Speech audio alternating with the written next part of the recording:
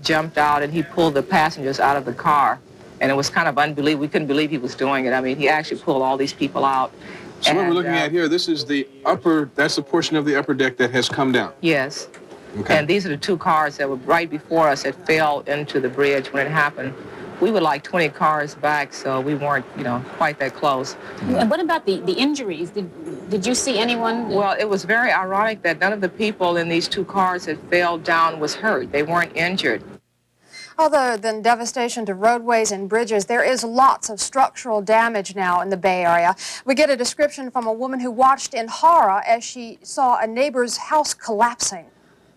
What did you see when this thing went down? It went down so quietly. It was just so bizarre. You see the building in the background. Yeah, but I'm losing this. How fast did it last? We were standing over here. It lasted for about 8 seconds, and about 4 seconds into it, we turned around because we were going to run through the playground, and we saw this go, and it just quietly collapsed. It was so bizarre. It was just like a quiet crunch. It just crunched down. All of this damage that's happened, it just quietly crunched, like so eerie. It was so eerie. And the woman who ran out of this apartment said she heard someone in the back scream, probably from down below. And we've been trying ever since it happened to find them. So this was 2 stories or 3 stories? Oh, this was two-story like this. God, it's incredible. You don't notice until we were out of the car on the sidewalk when it hit, and we just turned around this way to see what was going on, and it just quietly went down. Right? It was just like a crunch. The geological villain for Northern California's disaster is the San Andreas Fault. The epicenter was south of San Francisco in the Santa Cruz area. That is a region that's used to being jolted and bumped by the fault, but it has rarely had the shock that it got last night. The fault stretches north from the Los Angeles area. It has prompted predictions for years of a serious quake in California. The fault is the junction of 2 plates in the Earth's surface. When they slip or slide, the result can be the devastation that we are now seen in Northern California. And stay tuned. This special report from CNN continues.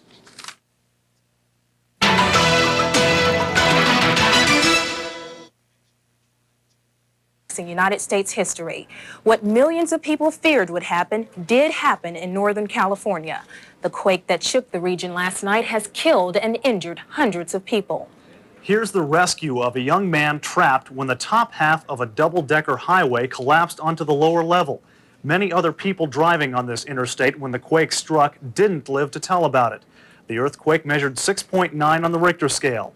CNN's Janice McDonald reports on what happened when disaster hit. The quake struck at perhaps the worst possible time, 5:04 local time, the height of evening rush hour. Bridges and elevated highways swayed and gave way to the force of the tremor, crushing cars as they collapsed. The multi-leveled Nimitz Freeway on the Oakland side of the bay was one of the hardest hit. The levels folded on top of one another, crushing countless cars under the tons of concrete and steel. The tangle made it difficult for rescuers to reach those trapped. Dr. Stempler and myself at this time have seen approximately 5 victims. There was 5 victims. Our main concern at this time is not seeing right in here. This area right here, there doesn't appear to be any victims, in the parked cars. We're very fortunate right now. But our concern are the passersby that have come through here. It's like there may be some underneath the debris, and that's what we're concerned about at this time. The Bay Bridge connecting San Francisco to Oakland also sustained damage as a 50-foot section collapsed onto and through the level below. Dead, 40 confirmed by the... 50 earlier tonight. Frankly, I was hearing 50 only from other reporters on the scene, from other people, including our own Tom DeVries. And Tom had said earlier that the earlier estimations of large numbers of dead and wounded were overwrought. We don't know how many there are, and I have a feeling Oakland police don't know either, which is why they're sticking by a relatively conservative number. Let's hope that that's the case, but we cannot say for sure because, frankly, if what the fire department's saying is true, there are sections of the highway where there's only 3 feet separating the top and the bottom span.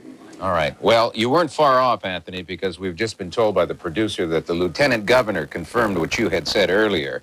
Leo McCarthy was the one who first gave out the figure that we were giving to you, which was, at that time, 53 dead, as many as 400 injured. A little bit after that, we heard the Office of Emergency Services shoot that figure up to 100 and possibly as many as 250.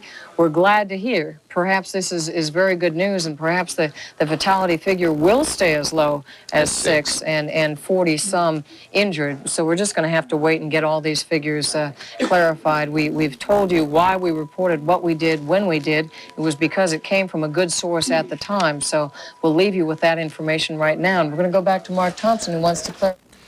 We'll be going back to KRON TV in San Francisco throughout the evening for updates on the aftermath of this earthquake in San Francisco.